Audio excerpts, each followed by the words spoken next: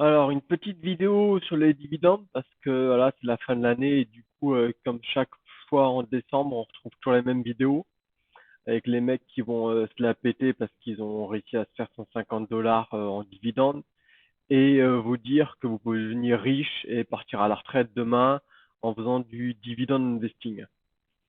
Donc voilà, donc ça c'est juste un exemple, hein. C'est une vidéo que j'ai pris d'un mec qui fait son update il y a 3 4 jours là, où il explique que voilà, il s'est fait 167 dollars en juste une journée avec les dividendes. Donc ouais, effectivement, tout à fait possible, hein.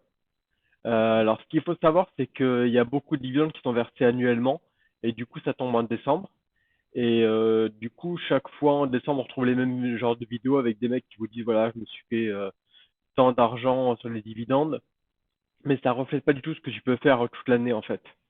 Donc ça tombe bien, j'ai fait pareil, j'ai fait 167 dollars en décembre. Euh, voilà, donc ça c'est quelques-uns, hein, j'ai pas mis toute la liste parce que je sais pas comment faire en fait. Par contre, sur toute l'année, j'ai fait 470 dollars. Donc on voit bien que 167, ça représente pas du tout, c'est pas du tout x12 ou voire fois 365 ce que vous pouvez espérer en faisant du dividend investing. Du coup, voilà, ce genre de vidéo, bon, c'est un peu de la merde, mais je fais cette vidéo parce que j'ai encore plein de potes qui vont me dire, ouais, il faut que tu fasses du dividend investing, tu vas être riche. Non, non, c'est pas comme ça que tu feras du pognon, en fait. Si tu veux faire quand même du dividend investing, quelques ETF, SPHD, donc celui-là, qu'est-ce qu'il fait? Ah ouais, c'est High Dividend, Low Volatility. Donc c'est les boîtes qui dans le prix bouge pas trop, mais qui ont quand même des dividendes. Et il yield 5%, ce qui est pas trop mal. Bon, il s'est quand même bien cassé la gueule, hein, depuis le début de l'année, donc non, depuis le début de l'année, ouais, il s'est un peu cassé la gueule, pas trop, mais bon. Voilà, donc faut espérer du 5% là-dessus. Il y en a d'autres, il y a Vig, Vanguard, donc lui, il est un peu différent, c'est les compagnies qui augmentent leurs dividendes régulièrement. Donc il est encore plus sélectif sur les compagnies qui mettent dedans. Donc on voit qu'il yield un peu moins. De toute façon, il n'y a pas de secret, hein. Plus ça yield, plus c'est volatile et plus ça descend, surtout cette année en fait. Donc d'ailleurs, bah, lui, on voit qu'il est positif cette année. Donc en plus de faire de la thune avec le dividende, qui est pas énorme, tu gagnes de l'argent aussi avec la valeur du stock en lui-même. Vigie, la même chose mais en version internationale. Donc on peut jeter un coup d'œil, voir.